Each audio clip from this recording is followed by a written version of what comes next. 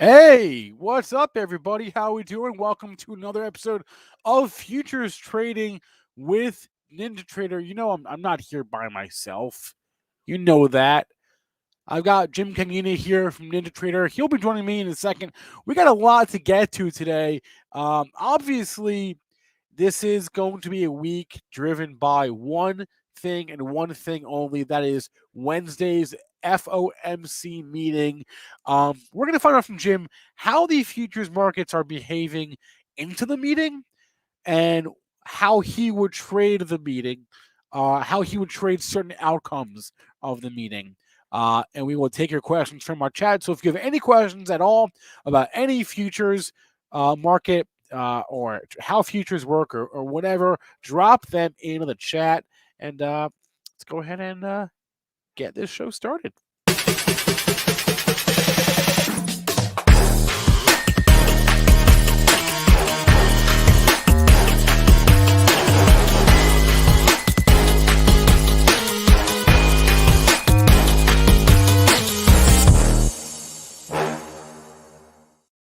Jim Cagnina, Senior Education and Training Specialist for NinjaTrader. What's up, man? How we doing?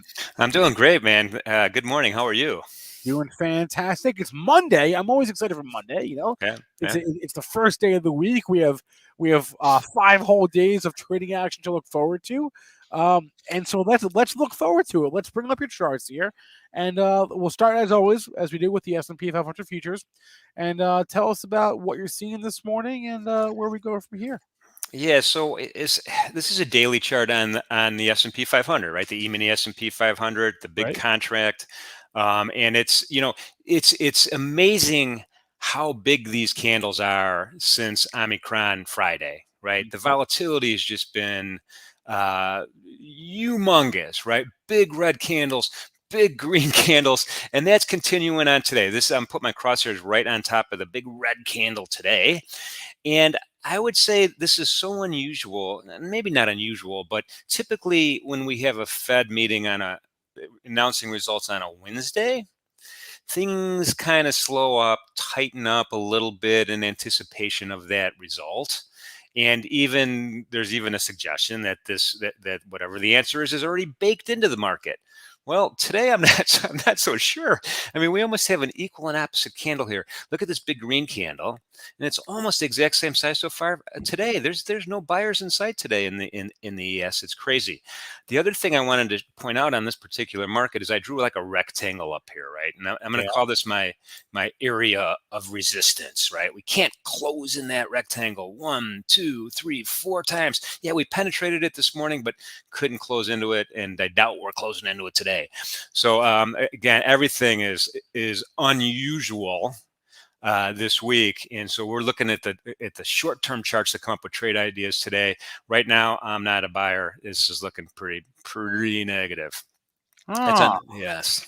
I'm not used to hearing this from you, Jim. You're always so positive. I know. The beauty about using the NinjaTrader platform to trade futures is we can go short whenever we want. We can go long whenever we want. So I like to say I'm positive on the downside today. All right, that's fair. So that applies to the S&P 500.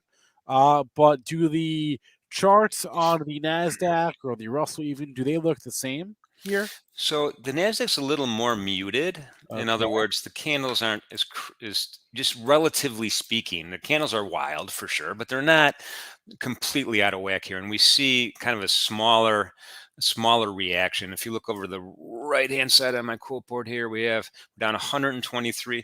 Sounds like a big number. Maybe not that big a number right now in relationship to the S&P.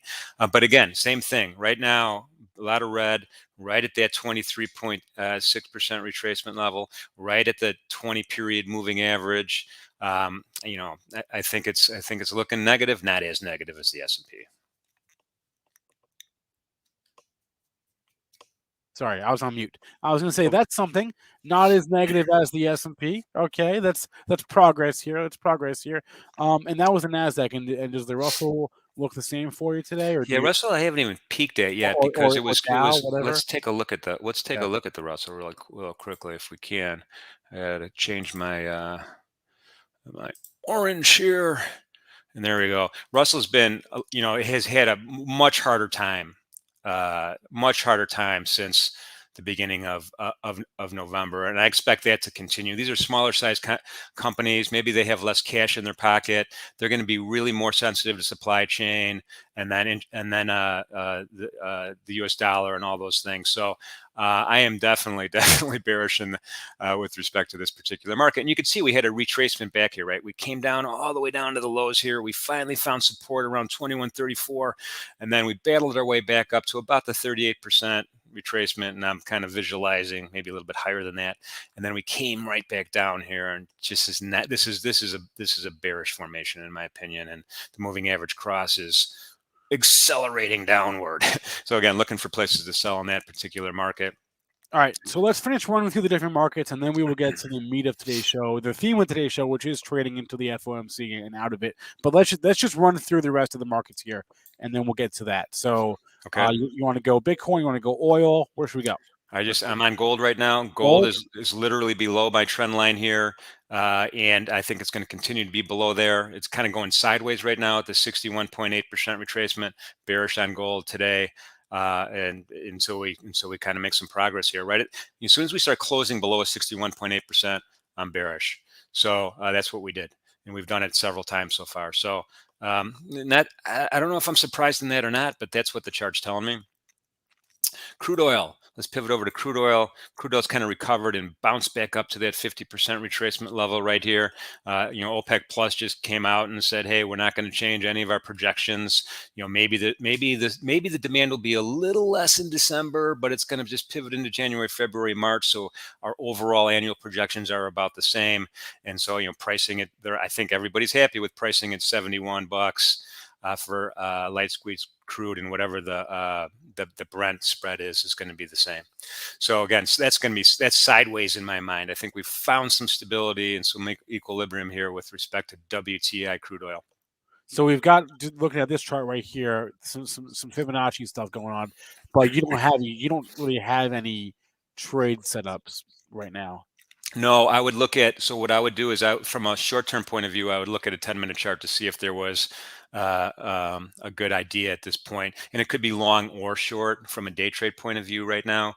I just see, you look at how small these candles are the last 4 days, 1, 2, 3, 4 small candles with respect to these bigger candles and this price movement up and down.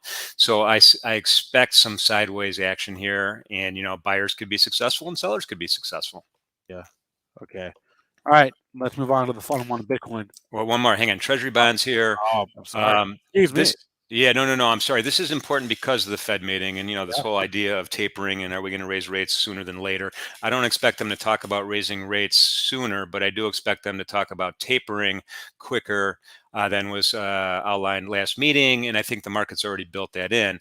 However, this pretty big move up here in the candle today, and I'm just going to show you how big this move is, high to low. It's almost two handles. Or, I'm sorry, a handle in a third. So 60.30 low to 62.11 high. That's a big move up, and I would call that an anticipatory candle, which could suggest some more downward pressure on stock index futures. All right, we're going to come back to this idea in a moment here, but let's finish running through the different markets here. We got Bitcoin, and then I want to get to the Fed. So okay. How's Bitcoin looking this morning? So Bitcoin's looking negative. I drew a trend channel here, again, bearish. I mean, just it doesn't take a rocket scientist to see that this trend is going down. And then I drew a kind of a blue line here to suggest, hey, there's some serious right where we're at now. This is a serious level of what I'm going to call support. We couldn't close less than this 1, 2, 3, 4 times we tried. We're kissing up against it now, and time will tell today whether or not we close below it or not. But again, I see some support here, but I don't know if it's going to be enough to keep this trend channel out of whack. All right. So we just ran through every market. If you have a question about any of that, drop it in the chat. Jim, as I mentioned off the top of the show here, it is a big week. It is a big macro week on Wednesday, or Tuesday and Wednesday, but Wednesday specifically is going to be when we're going to get this announcement from the Fed as far as interest rate policy heading into next year. bond buying tapering and the speed with which that will happen. In your experience, Jim, how does the futures market trade into these events? So typically, all right, let me just kind of pull back here for a second before I show you my Fed Fund tool. Typically, what you see on a Monday, Monday usually reacts to the weekend information, and which we're seeing now and then some. But typically, it slows down, and by Tuesday and Wednesday morning, things really slow down in anticipation of that announcement, and you have a smaller range, smaller daily range.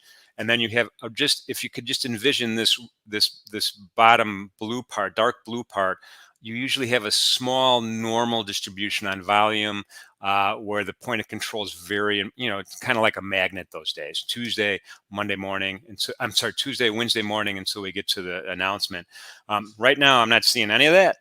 I'm seeing some pretty big volatility right now, but typically you would see that. Is it an opportunity? I think it is an opportunity. I think once you develop in your mind where you think equilibrium is going to end up that Wednesday at noon, you could trade with that as your target. Right now, overall, I think I'm a buyer down at 46.60. This is my real-time sim account with NinjaTrader. Right now, we're at 46.71. I could see some downside to 46.60 before the actual event. And then again, that's my opinion. I could be way off there, but I would be a buyer down there. 46.60. Oh, that's not that far away. It wasn't this. Well, this morning when I logged in, it was. But if we just kind of really quickly go back to that daily chart here, it's. Let me just draw my crosshairs where it's at in relationship to everything else. It's right at the bottom here. Right again. This is an area where my crosshairs is. I think of some support. Okay. So that's why I'm there. All right. And then Jim, I know like you have thoughts on how to trade, into and out of this meeting here. Do you want? And I think that I believe that's your tip of the day. Is that correct? You want to get to that?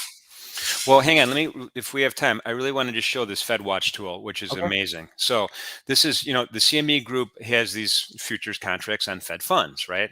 And the Fed funds go out several months in advance, as do all futures contracts. And they've developed this probability tool based on Fed meetings. And right now I have the tab highlighted for December 15th, which is this week's event.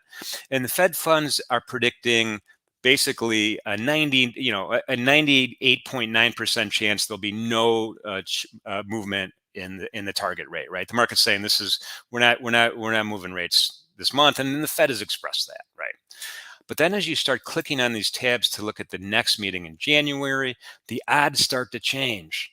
The odds starts to change. So now we're 91.5% chance. We're staying put on Fed funds targets. And remember, that's the Fed could move the target through its New York operations to a different level. They're saying, no, we're not going to do it. 91.5 is good. Now, March 16th, this is the first meeting with the new Fed constituents, right? There's going to be 3 new appointees, plus Brainard's now the vice chair, Brainard. And so this would be the first new fresh set of eyeballs meeting on March 20th. Now we're down to 63.2% chance we're not going to switch. We're not going to change rates. And 34%, we move it up to 25 basis points, and then 2.7%, we move it up to 50 basis points. So that's interesting. But then when you get to May, and I'll stop at May, guys, it's like, all right, less than 50% chance we are going to be where we're at. So rates are going to be on the move quicker than sooner. This Fed fund rate tool is awesome. I recommend everybody check it out when you can. And then you could even see the probabilities on a table. From a table and just to clarify, these tables, these percentages, these are based on the Fed fund, what the Fed funds futures market is doing. Yes, absolutely. This is the market coming up with its own predictions, right? This is this supply and demand force that are meeting up on a regular basis and moving prices around and saying, hey, this is where we see things. And there's a lot of vision here, and there's a lot of predictive power. So it does change. These do change day to day, but the trend on these things are pretty interesting to watch.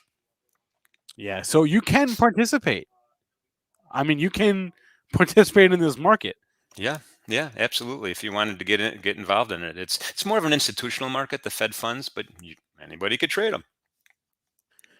Okay, so that's a little bit about the Fed funds futures and how that works. So, Jim, what else are you like? What else is different about this week? What are you doing differently? If maybe nothing is the answer about this week, because we've got this Fed meeting on Wednesday. Yeah, so different. What I'm doing differently is I'm almost setting aside the idea that there's this announcement and that things are going to behave as a normal course of measure, right? Things slowing down, Okay. volume slowing down. Now, one other piece of the component I forgot to mention to you is we are rolling over contracts, right? So if you go to the upper left-hand side, you'll see my ES. I have the March 2022 contract loaded with over 1 million contracts so far. And then I have the December 2021 contract, which was the front month contract last week, is only doing 734,000. So the front month has switched. We've rolled over into this front month. So that's adding to the volume here, right? They're adding to the volume here. Position traders have to roll over their contracts. They sell their December contract. They immediately buy the March contract to keep a continuous position, or vice versa. So that's adding volume as well. So we have rollover, we have this non-conforming candles coming at us. So I'm really relying on volume profile and where is support and resistance right now. And as an example, on this 10-minute chart here, from a day trade point of view, I'm going to rely on this point of control here as an area of interest to me. It's right close to the 23.6%.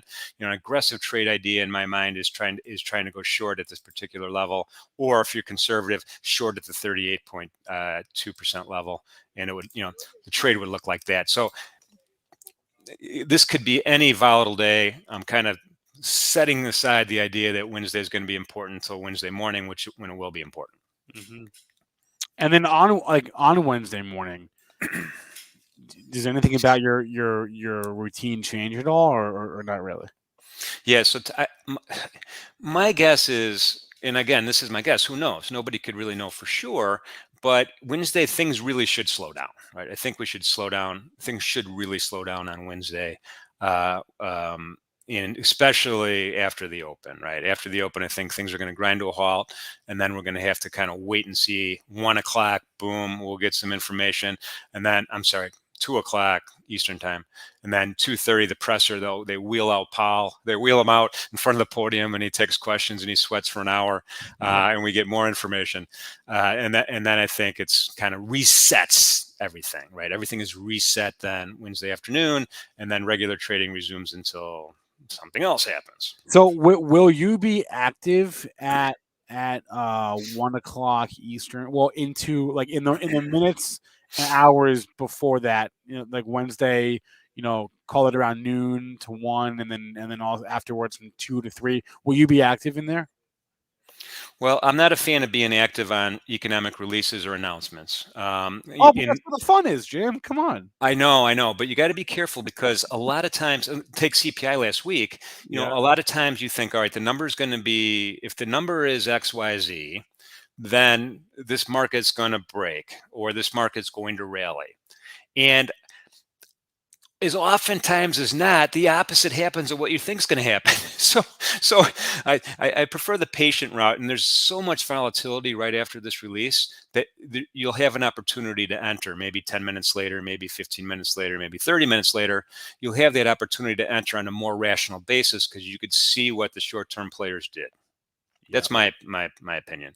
Yeah. So That's the other side of the coin that we don't talk about a lot, is like you can have an opinion about what the news will be, and even if you're right, though, that does not mean the market will move in the way you think it will, right? Is sort of like the other end. It's like the derivative of that, right? It's like, what's the news, and the derivative is, all right, how do we react to the news? Because sometimes we get data, and I don't even know if it's good or bad. Like I don't know what the market's gonna say about it, And this right. thing on Wednesday could very well be the same thing, where like maybe they say we're going to accelerate our bond buying, or we're going to accelerate our deceleration of bond buying, and we're probably going to raise rates, 1 to 2 times next year. That seems to be the consensus. And so if they say that, then does that mean we go up because that's what we expected? Doesn't mean we go down because it still means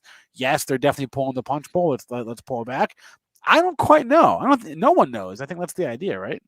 Well, right, and then you have in a press release, even no matter how prepared you are, no matter how prepared you are, you're going to get questions that you're going to struggle with, and Yeah. you're either going to be evasive, which people will say, "Oh, he was evasive on that question, therefore something's up," or when he just didn't, was freaked out about it, or you're going to hear something you didn't expect, which again could move things. And to further complement it, Powell isn't the only guy that's going to be talking, right? There's this whole parade of Fed folks that are in the next week after that are going to be running around making speeches. So you got to kind of listen to those, unfortunately. That's true. That's true. Okay, so I think we've covered, your plan for Wednesday. And just to be clear, will you be sticking with one or two like the markets or the S&Ps and the Nasdaq, and or will you be looking around at everything? Yeah, no. So my focus will be on the ES, the market we're looking at right now. Yep. There's a lot of volume. There's a lot of common sense associated with it. But then the other market's going to be the micro Nasdaq because of the opportunity proposition there. There's a lot of opportunity here. In the micros, even though they're a tenth the size of the regular contract, there's a lot of meat on the bone. Whether you're doing 1, 2, 3 smaller units, and that's going to be the other market that's going to be very, very interesting to take a look at, as well as Treasury bonds. I think Treasury bonds will also, which is my personal favorite since I grew up on Treasury bonds, are going to be a market to take a peek at. And that particular market, though, gets an early start. It's 7 a.m., 6 a.m., 7 a.m. East Coast time. You got to kind of focus on that because it does move. It seems to move ahead of things. Yeah. Yep. All right. So if you have any questions for Jim about any futures market, drop in the chat. Jim, what we have not done today, what I always like to do, but we can't always get it done, is set up a trade. Oh, okay. Oh, wait, no, that's right. Let's do the tip of the week first. Yeah. I'll do tip of the week real first, and we'll set up a trade first, and then we'll set up a trade. So this tip of the week for NinjaTrader is, where's my video?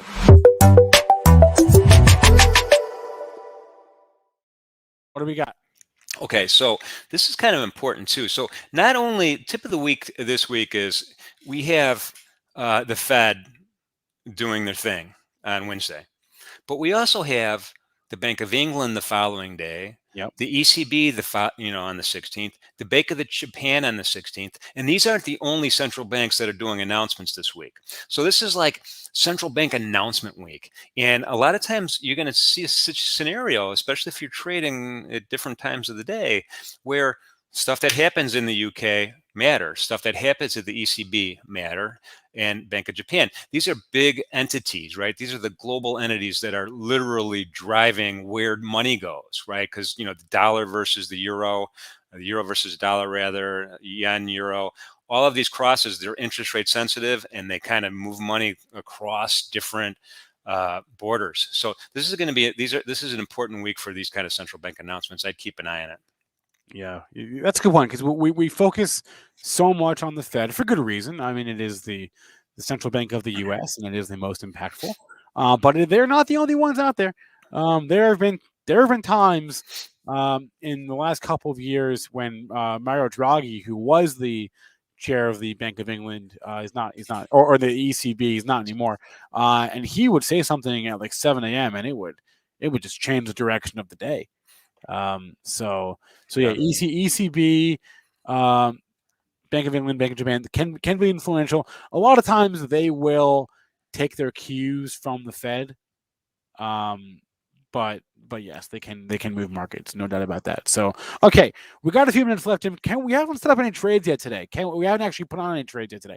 Can we put on a trade today? Do we have any setups that look good enough? And then we'll get to some questions from the chat.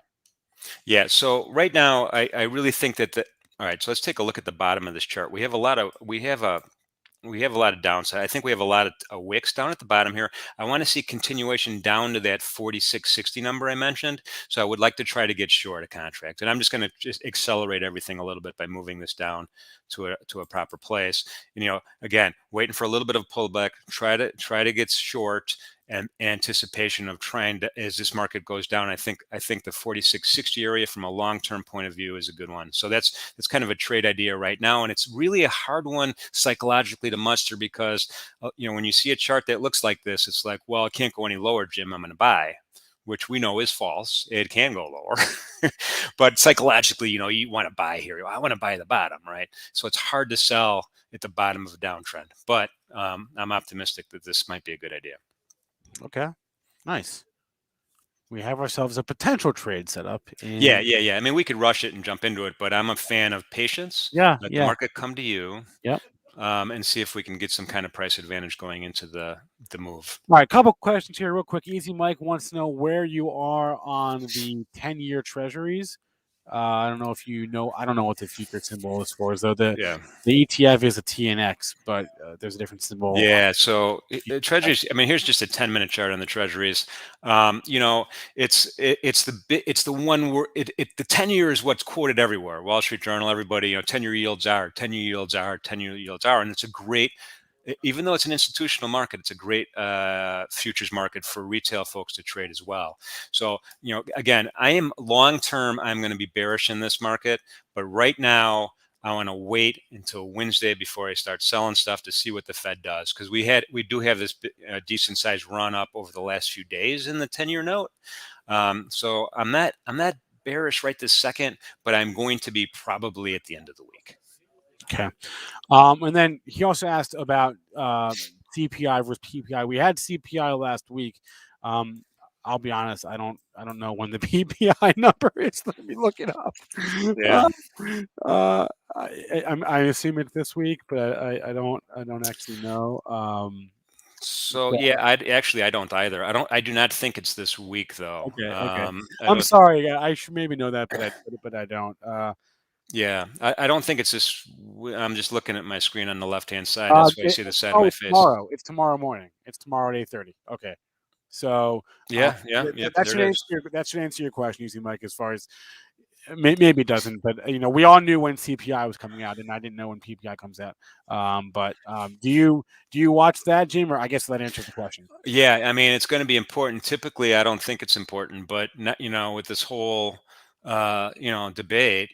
Mike is right with this whole debate, with inflation, are we peaking or not peaking? Yeah. These are the kind of reports that the Fed sees as well as us. Maybe they have an inside track to it. I don't know, but they see these and it's part of their decision-making process. So yeah, PPI is going to be really important. And I, didn't do enough research to realize that was tomorrow. One of the things though, that I did notice with the PPI releases is the consensus ranges are usually pretty good. Some of the economic releases, the consensus ranges aren't pretty good. And let me just pull up Econo Day real fast if we have time. Mm-hmm. So here's kind of what they're predicting. This is tomorrow at 8:30 Eastern time. And these kind of consensus numbers, the mid-range ones, this one in CPI, they're typically pretty good, right? So short of some kind of crazy deviation from here, I'm not sure how much excitement we're going to have. Well, that's what happened. That's what happened last month with the October CPI.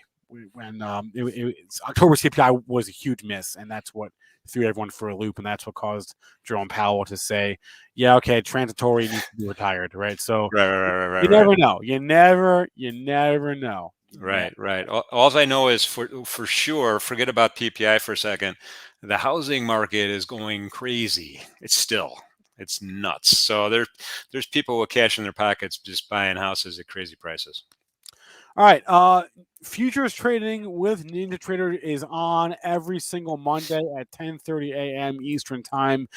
Jim will be back next week. I cannot wait to hear how you traded the FOMC meeting this week. All the links to learn more about NinjaTrader are in the description. NinjaTrader.com/platform training to learn to see more from Jim and attend his webinars. And all the links in there are case sensitive, FYI. So capital G, capital S for NinjaTrader.com/get started, for example. But all the links are in there. Check it out. Jim, always a pleasure. We will talk to you again next Monday. And happy trading, and stay safe out there, and good luck this week. Thank you, Spencer. Appreciate being here. Love talking to you. Looking forward to next week. All right, everyone. We'll be live with Benzinga Live in a half hour. I'll catch you guys then. In the meantime, stay green.